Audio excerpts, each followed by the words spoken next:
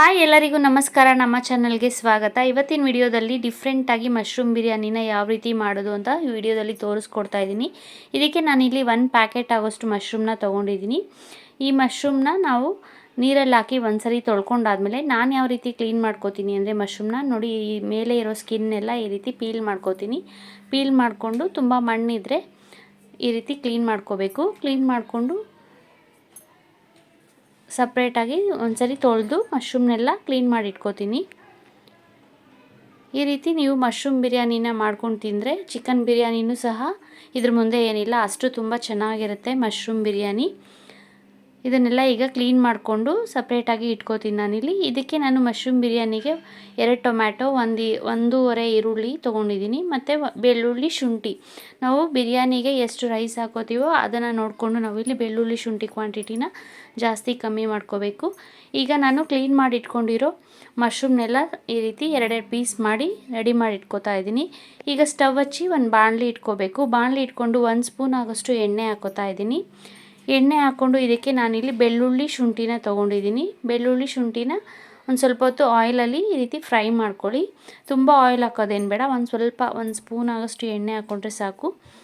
Fry ಮಾಡ್ಕೊಂಡಾದಮೇಲೆ ಬೆಳ್ಳುಳ್ಳಿ ಶುಂಠಿನ ಇದಕ್ಕೆ ನಾನಿಲ್ಲಿ ಚಕ್ಕೆ, ಲವಂಗ, ಏಲಕ್ಕಿ ಮತ್ತು ಮೊಗ್ಗಿದ್ರೆ ಮೊಗ್ಗು ಹಾಕ್ಕೋಬೋದು, ಅನಾನಸ್ ಹೂವು ಹಾಕ್ಕೊಂಡು ಈ ರೀತಿ ಫ್ರೈ ಮಾಡ್ಕೊಳ್ಳಿ.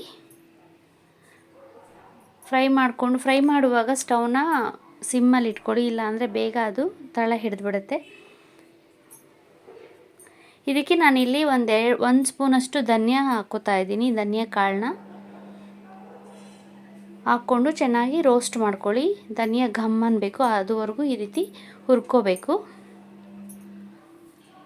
ಹುರ್ಕೊಂಡಾದಮೇಲೆ ಇಲ್ಲಿ ನಾನು ಒಂದು ಸ್ವಲ್ಪ ಜೀರಿಗೆ ಮತ್ತು ಮೆಣಸು ಹಾಕ್ಕೋತಾ ಇದ್ದೀನಿ. 1 ಟೀ ಸ್ಪೂನಷ್ಟು ಜೀರಿಗೆ ಹಾಕ್ಕೊಂಡಿದ್ದೀನಿ, ಒಂದು 5ರಿಂದ 10 ಕಾಳಷ್ಟು ಮೆಣಸು ಹಾಕ್ಕೊಂಡಿದ್ದೀನಿ, ಮತ್ತು 2 ಟೊಮ್ಯಾಟೊ ಹಾಕ್ಕೋತಾ ಇದ್ದೀನಿ. ಇಷ್ಟನ್ನು ನಾವು ಚೆನ್ನಾಗಿ ಹುರ್ಕೋಬೇಕು. ಟೊಮ್ಯಾಟೊ ಸ್ವಲ್ಪ ಸಾಫ್ಟ್ ಆಗಬೇಕು, ಅದುವರೆಗೂ ಹುರ್ಕೊಳ್ಳಿ.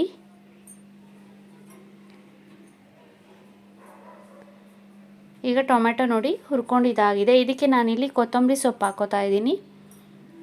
ಸ್ವಲ್ಪ ಕೊತ್ತಂಬರಿ ಸೊಪ್ಪು ಮತ್ತು ಸ್ವಲ್ಪ ಪುದೀನ ಹಾಕಿ ಆ ಟೊಮ್ಯಾಟೊ ಮಸಾಲೆ ಜೊತೆನೇ ನಾವು ಹುರ್ಕೋಬೇಕು ಚೆನ್ನಾಗಿ.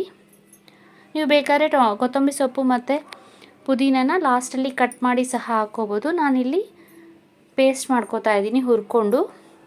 ಈಗ ಎಲ್ಲ ಪದಾರ್ಥಗಳನ್ನು ಹುರ್ಕೊಂಡಿದ್ದಾಗಿದೆ. ಇದನ್ನು ತಣ್ಣಗಾಗೋಕ್ಕೆ ಸ್ವಲ್ಪ ಹೊತ್ತು ಹಾಗೆ ಸ್ಟವ್ ಆಫ್ ಮಾಡಿ ಇಟ್ಬಿಡಿ. ಇದು ತಣ್ಣಗಾಗೋಷ್ಟರಲ್ಲಿ ಈಗ ನಾನು ಸ್ಟವ್ ಹಚ್ಚಿ ಕುಕ್ಕರ್ ಇಟ್ಕೋತಾ ಇದ್ದೀನಿ. ಕುಕ್ಕರಲ್ಲಿ 1 ಟೇಬಲ್ ಸ್ಪೂನಷ್ಟು ಆಯಿಲ್ ಹಾಕ್ಕೋತಾ ಇದ್ದೀನಿ. ಆಯಿಲ್ ಹಾಕ್ಕೊಂಡಾದ್ಮೇಲೆ ಇದಕ್ಕೆ ಪಲಾವ್ ಎಲೆ, ಚಕ್ಕೆ, ಲವಂಗ, ಮರಾಠಿ ಮೊಗ್ಗು, ಕಪ್ಪೆ ಏಲಕ್ಕಿ ಎಲ್ಲ ಹಾಕ್ಕೊಂಡು ಸ್ವಲ್ಪ ಹೊತ್ತು ಫ್ರೈ ಮಾಡ್ಕೊಳ್ಳಿ ಆಯಿಲಲ್ಲಿ. ಈಗ ನಾನಿಲ್ಲಿ ಕಟ್ ಮಾಡಿ ಇಟ್ಕೊಂಡಿದ್ದ ಈರುಳ್ಳಿನ ಹಾಕಿ ಚೆನ್ನಾಗಿ ಫ್ರೈ ಮಾಡ್ಕೋತಾ ಇದ್ದೀನಿ. ಬ್ರೌನ್ ಕಲರ್ ಬರೋವರೆಗೂ ಈರುಳ್ಳಿನ ಫ್ರೈ ಮಾಡ್ಕೋಬೇಕು.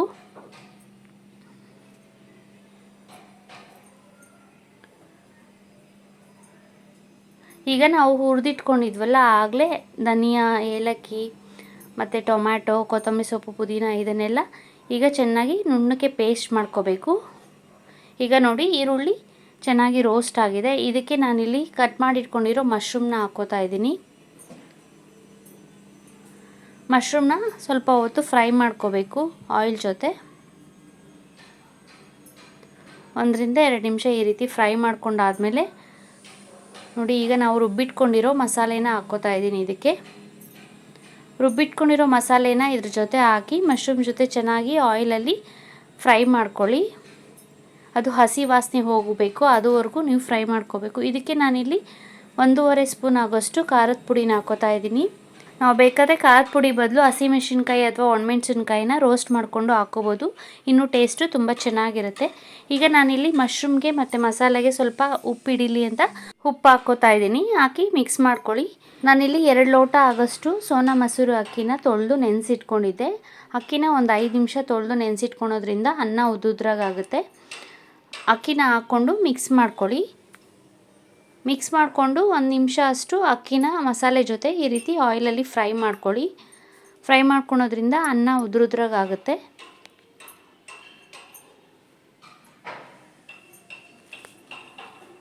ಈ ರೀತಿ ನೀವು ಮಶ್ರೂಮ್ ಬಿರಿಯಾನಿನ ಮಾಡ್ಕೊಂಡು ತಿಂದರೆ ಚಿಕನ್ ಬಿರಿಯಾನಿಗಿಂತ ತುಂಬ ರುಚಿಯಾಗಿರುತ್ತೆ.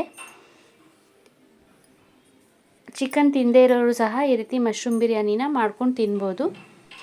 ಮಿಕ್ಸಿ ಜಾರಲ್ಲಿ ಉಳಿದಿರೋ ಮಸಾಲೆ ಇರುತ್ತಲ್ಲ, ಅದಕ್ಕೆ ನೀರು ಹಾಕಿ ಮಿಕ್ಸ್ ಮಾಡಿ ನಾನು ಹಾಕ್ಕೋತಾ ಇದ್ದೀನಿ.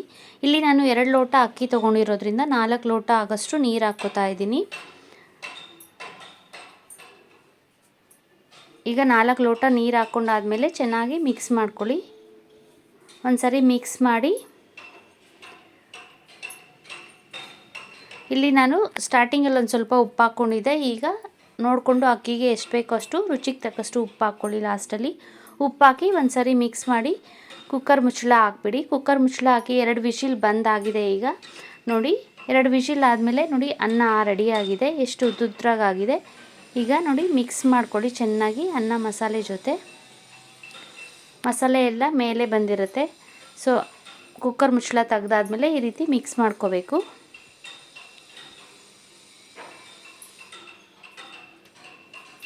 ಮಿಕ್ಸ್ ಮಾಡ್ಕೊಂಡಾದ್ಮೇಲೆ ಲಾಸ್ಟಲ್ಲಿ ನೀವು ಬೇಕಾದ್ರೆ ಇದಕ್ಕೆ ಒಂದು ಸ್ವಲ್ಪ ನಿಂಬೆಹಣ್ಣು ರಸ ಹಾಕ್ಕೊಂಡ್ರೆ ಇನ್ನೂ ರುಚಿಯಾಗಿರುತ್ತೆ. ಇದಕ್ಕೆ ನೀವು ಬೇಕಾದ್ರೆ ತುಪ್ಪನೂ ಸಹ ಹಾಕ್ಕೋಬೋದು. ಸ್ಟಾರ್ಟಿಂಗಲ್ಲೇ ಬೇಕಾದರೆ ಆಯಿಲ್ ಜೊತೆ ಅರ್ಧ ತುಪ್ಪ ಅರ್ಧ ಎಣ್ಣೆ ಹಾಕ್ಕೋಬೋದು. ಇಲ್ಲಾಂದರೆ ಲಾಸ್ಟಲ್ಲಿ ಈ ರೀತಿ ನಿಂಬೆ ರಸ ಹಾಕಾದ್ಮೇಲೆ ಒಂದು ಸ್ವಲ್ಪ ತುಪ್ಪನ ಹಾಕ್ಕೊಂಡ್ರೆ ರುಚಿ ಇನ್ನೂ ತುಂಬ ಚೆನ್ನಾಗಿರುತ್ತೆ. ಸೊ ಈಗ ಮಶ್ರೂಮ್ ಬಿರಿಯಾನಿ ಅಥವಾ ಮಶ್ರೂಮ್ ರೈಸ್ ರೆಡಿಯಾಗಿದೆ. ನಾನು ಮಾಡೋ ವಿಡಿಯೋಸ್ ನಿಮ್ಗೆ ಇಷ್ಟ ಆದರೆ ಪ್ಲೀಸ್ ಲೈಕ್, ಶೇರ್ ಮತ್ತು ಸಬ್ಸ್ಕ್ರೈಬ್ ಮಾಡಿ.